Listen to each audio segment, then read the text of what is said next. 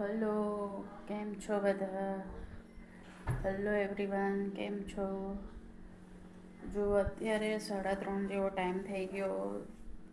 વિધાન પણ સ્કૂલેથી આવીને લંચ કરીને સૂઈ ગયો છે. હવે ઘરનું થોડું ઘણું કામ છે એ હું કરીશ. પછી આજે વિચાર છે, અમારા ઘરમાં બધાને ગુજરાતી ખમણ આવે છે, ચણાની દાળના જે બને છે એ બધાને બહુ ભાવે છે. તો આજે ઈચ્છા છે કે ખમણ બનાવું, પણ દાળ બોળી નથી એટલે હું બેસનનો ઉપયોગ કરીને ખમણ બનાવવાની છું. તો તમારી સાથે બી રેસીપી શેર કરીશ, તો તમે મને કોમેન્ટ કરીને કહેજો કે કેવા લાગે છે બન્યા પછી. વિધાન સૂઈ જાય એટલે હું સાંજે ડિનરમાં જે બનાવવાનું હોય છે તેનું હું 50% બનાવીને મૂકી દઉં છું. પછી વિધાનને ભણવાનું હોય છે એટલે ટાઈમ મળતો નથી એના માટે. તો મળીએ તમને થોડીક વાર પછી. આજે હું તમારી સાથે ખમણની રેસીપી શેર કરું છું. તો ખમણની રેસીપી શેર કરવા માટે 2 કપ મેં ચણાનો લોટ લીધો છે. 2 કપ ચણાના લોટમાં તમે 1 કપ પાણી નાખજો. 1 કપ પાણી નાખ્યા પછી ખાંડ, સુગર થોડી નાખવાની છે. ગુજરાતી હોય એટલે ગુજરાતીમાં સુગર તો નાખવી જ પડે, ખાંડ તો નાખવી જ પડે.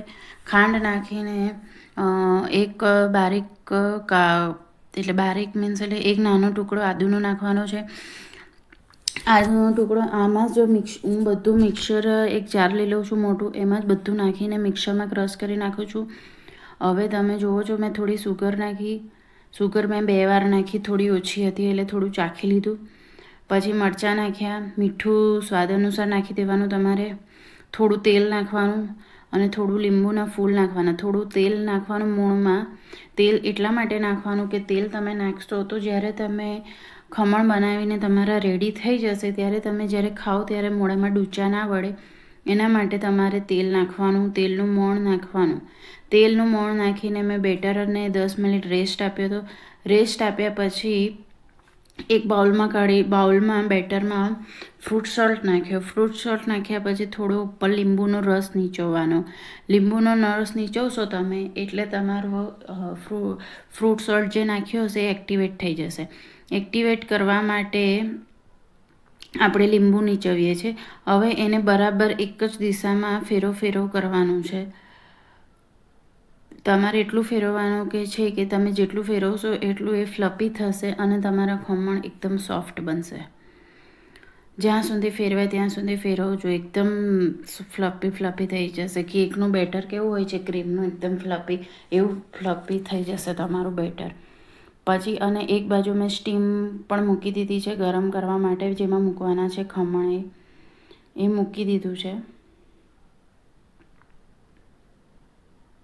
તમે જોઈ શકો છો એક બાજુ ગરમ કરવા મૂક્યું છે એટલે બેટર બી બરાબર તમે જે મૂક્યું છે એ ગરમ થઈ જાય. પાણી બી ઉકળી ગયું હોય એટલે તમારે ફટાફટ થઈ જાય. અને એને મીડિયમ ગેસ પર 15થી 20 મિનિટ માટે થવા દેવાના.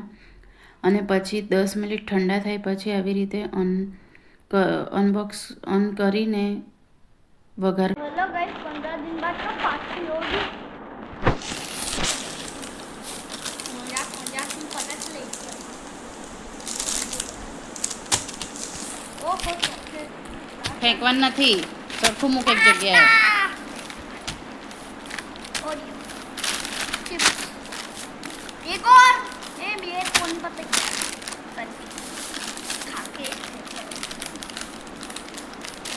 इन सबको जाओ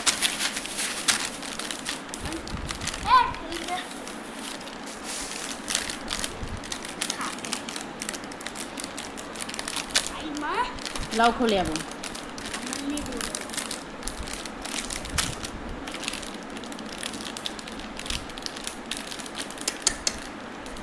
લાવ.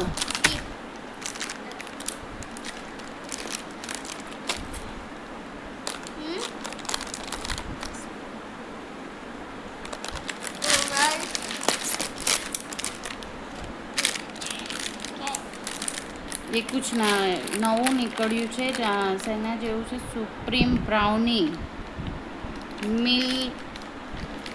મિલ્કી ચોકો ડૉક્ટર ઓટકરનું નવું કંઈક નીકળ્યું છે એ આજે ટ્રાય કરે છે વિધાન.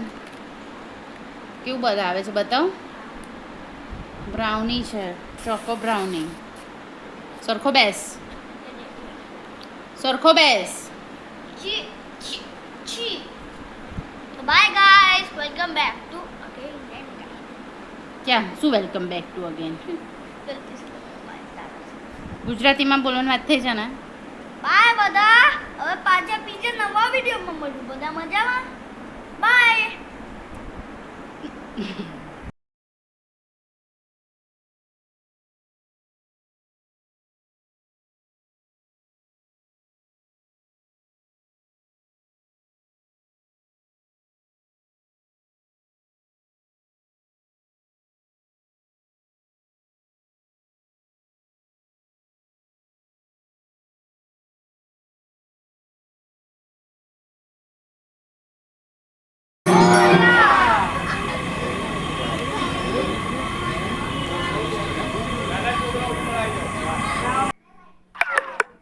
આજે વિધાનને 15 દિવસ પછી વેફર, ચોકલેટ અને બિસ્કિટ લાવી છે એ મળ્યું છે.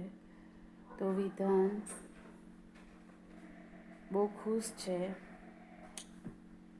ચલો હવે અમે ખમણ બનાવ્યા હતા તે ખાઈને બેઠા છે. તો આજનો અમારો વિડીયો તમને કેવો લાગ્યો લાઈક કરજો, શેર કરજો અને કોમેન્ટ કરજો. કાલે મળીશું નવા વિડીયોમાં. આવજો.